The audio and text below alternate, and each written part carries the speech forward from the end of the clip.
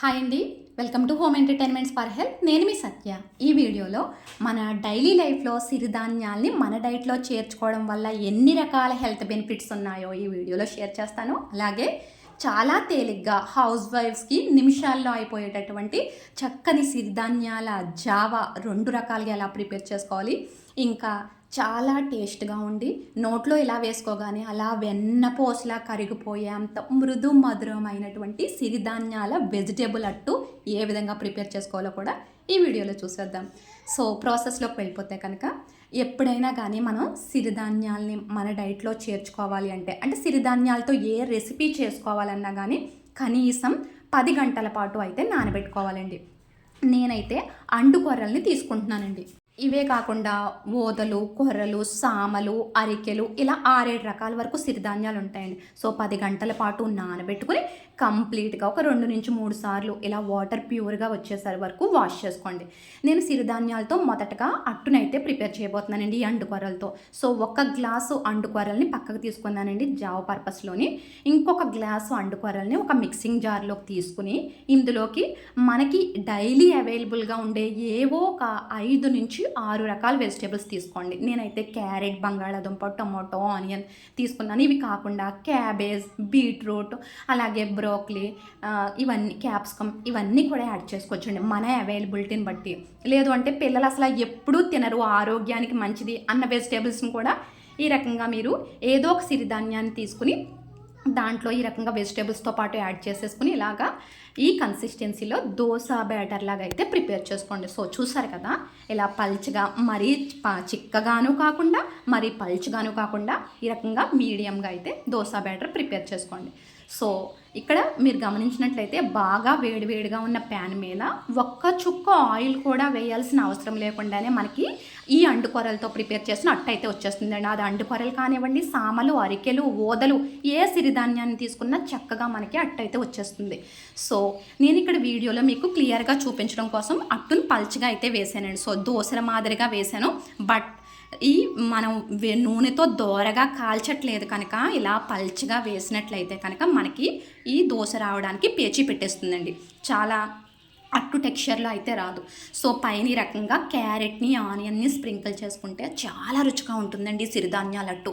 అసలు ఆ సిరిధాన్యాల్ని ఎందుకు మన డైట్లో చేర్చుకోవాలో కూడా ఇప్పుడు చూసేద్దాం. సో చూసారు కదా, ఇలా పల్చగా వేసుకుంటే మాత్రం ఇలాగా కాస్త విరిగిపోతుంది. అలా కాకుండా చక్కగా మనకి దోశ కన్నా కాస్త మందంగాను వేసుకుంటే కనుక మనకి మంచిగా సిరిధాన్యాలతో వెజిటేబుల్ అట్టు అయితే వచ్చేస్తుందండి. ఈ అండుకొరల వెజిటేబుల్ అట్టు చాలా రుచికరంగా ఉంటుంది. ఇప్పుడు 30 దాటిన వాళ్ళందరికీ కూడా మనకి నడుము నొప్పి సమస్యలు ఉంటాయి, కాళ్ళు విపరీతంగా లాగేస్తాయి, ఎక్కువ గంటలు నుంచుని వర్క్ చేయలేరు, అలాగని ఇంకా ఎక్కువ గంటలు కూర్చొని కూడా వర్క్ చేయలేరు. సో అలాంటి వాళ్ళందరూ కూడా సిరిధాన్యాల్లో ఏదో ఒక సిరిధాన్యాన్ని డైలీ డైట్లో ఈ రకంగా సిరిధాన్యాలు వెజిటేబుల్ అట్లాగా వేసుకోండి. సో ఒక్క చుక్క ఆయిల్ కూడా వేయకుండా ఇలాగా అటు ఇటు రోస్ట్ చేసుకోండి. అటు ఇటు రోస్ట్ చేసుకున్న తర్వాత చక్కగా గడ్డలా పేరుకున్న నెయ్యిని కానీ, అప్పటికప్పుడు ఫ్రెష్గా కాచిన నెయ్యిని కానీ, నెయ్యి అవైలబుల్గా లేదు అంటే గానుగ నూనెను, నువ్వుల నూనెను కానీ వేసుకుని చక్కగా ఇలా ఫోల్డింగ్ వేసేసుకుని చక్కగా గోరువెచ్చగా ఉన్నప్పుడే ఇలా వెజిటేబుల్స్ వేసినటువంటి పైన ఆనియన్స్, క్యారెట్ స్ప్రింకిల్ చేసి నేతిలో వేసుకున్న దోరగా కాల్చుకున్న ఈ సిరిధాన్యాల అండుకొరల వెజిటేబుల్ అట్టు చాలా రుచికరంగా ఉంటుందండి. సో దీనికి కాంబినేషన్గా చట్నీని బాగా బక్క పలుచగా ఉన్న వాళ్ళైతే కనుక కొబ్బరి చట్నీని పెట్టుకోండి, లేదంటే పల్లీ చట్నీని పెట్టుకోండి. పల్లీలు మాత్రం నూనెలో వేయించుకోండి. సో మిగిలిన వాళ్ళు చక్కగా టమాటా చట్నీ కానీ కొత్తిమీర చట్నీతో కానీ ముంచుకుని తింటే అలా నోట్లో వేసుకోగానే చక్కగా కరిగిపోతుందండి. చాలా రుచికరంగా ఉంటుంది ఈ సిరిధాన్యాల అట్టు, అండుకొరల వెజిటేబుల్ అట్టు. బట్ మనకి డైలీ ఇదే తినాలి అంటే, ఈ రకంగా తినాలంటే తినలేము. ఒకవేళ ఒక్కొక్కసారి టైం కూడా కుదరకపోవచ్చు. అలా ఉన్నప్పుడు వేరే రకంగా సిరిధాన్యాల జావా, అంటే ఈ జావ వలన చాలా రకాల హెల్త్ బెనిఫిట్స్ ఉంటాయండి. ఫస్ట్ ఆఫ్ ఆల్ 10 గంటల పాటు నానినటువంటి సిరిధాన్యాలని అండుకొరల్ని తీసుకుని ప్రెషర్ కుక్కర్లో గ్లాస్కి 2 గ్లాసులు చొప్పున పెట్టుకుని కరెక్ట్గా బాయిల్ అయ్యే వరకు ఉడికించుకోండి. చూడండి మెత్తగా ఎలా మ్యాష్ అయిపోయినాయో. ఇది బేసిక్ ప్రొసీజర్ అండి. సో ఇక్కడి నుంచి మనకి ఎలా కావాలితే అలా చేసుకోవచ్చు. ఇది మనం జావా మార్నింగ్ తాగాలి అనుకుంటే కనుక మార్నింగే సిరిధాన్యాల్ని నానబెట్టి ఒక 10 గంటల పాటు నానిన తర్వాత నైటే ఇలా రైస్ లాగా అండుకొరలు అయితే అండుకొరలు, అరికెలు అయితే అరికెలు, ఓదలు, సామలు ఏ రైస్ని అయితే ఎంచుకుంటున్నారో దీన్ని ఇలా రైస్ లాగా వండుకుని నైటు ఇదంతా నైట్ చేసుకోవాల్సిన ప్రొసీజర్ అండి. మనకి సిరిధాన్యాలు చల్లారిపోతే కనుక పాలను వేడివేడిగా వేయండి. లేదు సిరిధాన్యాలు వేడివేడిగా ఉన్నట్లయితే కనుక, అంటే వండుకున్న వేడివేడిగా ఉన్నట్లయితే కనుక చల్లారిన పాలను తీసుకుని మనకి కాస్తంత పెరుగుని తోడు కింద వేయండి. అంటే మనం ఇదివరకట్లో ఏ విధంగా అయితే పెరుగన్నం తోడు పెట్టుకునే వాళ్ళమో సేమ్ అదే ప్యాటర్న్లో చక్కగా ఈ అండుకొరల రైస్ని చక్కగా పెరుగుతో అయితే తోడు పెట్టుకోండి. పాలు కాస్త పలుచగా ఉంటే మనకి తొందరగా డైజెషన్ అవుతుంది. సో 10 గంటల పాటు ఈ రకంగా మూత పెట్టి అయితే ఉంచండి. సో ఇలా తోడు పెట్టడం కాకుండా ఇంకో ప్రొసీజర్లో కూడా మనం చేసుకోవచ్చండి సిరిధాన్యాలతో. ఏవైతే ఆల్రెడీ మనం ప్రెషర్ కుక్కర్లో చక్కగా సరిపడినంత వాటర్ వేసుకుని ఉడికించుకుని పక్కన పెట్టుకున్నామో దాంట్లో మనకి ఎంత పల్చగా కన్సిస్టెన్సీలో కావాలో అంత వాటర్ని వేసుకుని మనకి కావాల్సిన కన్సిస్టెన్సీలో జారుగా ఇలా ఒక్క పొంగు వస్తే సరిపోతుందండి. ఒక్క పొంగు వచ్చిన వెంటనే గ్యాస్ ఆఫ్ చేసేయండి. నేనైతే ఈ కన్సిస్టెన్సీలో తీసుకుంటున్నాను కనుక తక్కువ వాటర్ వేసుకున్నాను.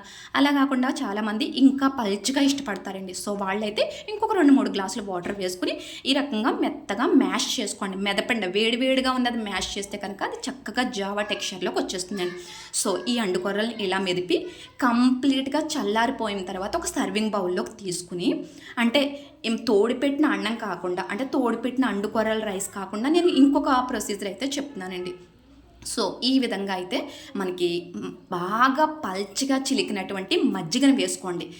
వేసుకుని ఇలా జావా కన్సిస్టెన్సీ, అంటే మనం ఏ విధంగా తాగడానికి ఇష్టపడతామో ఆ కన్సిస్టెన్సీని చూసుకుని ఆ విధంగా కలుపుకుని ఇది కూడా 10 గంటల పాటు, అంటే నైట్ పడుకునేటప్పుడే ఈ ప్రొసీజర్ అంతా చేసుకుని చక్కగా మార్నింగ్ లేచిన వెంటనే పరగడుపున ఒక గ్లాస్ వాటర్ తీసుకుని మనకు ఆకలి వెయ్యంగానే బౌల్ ఆఫ్ జావ కనుక తాగేసినట్లయితే సిరిధాన్యాల జావ చాలా ఎనర్జీగా ఉంటామండి.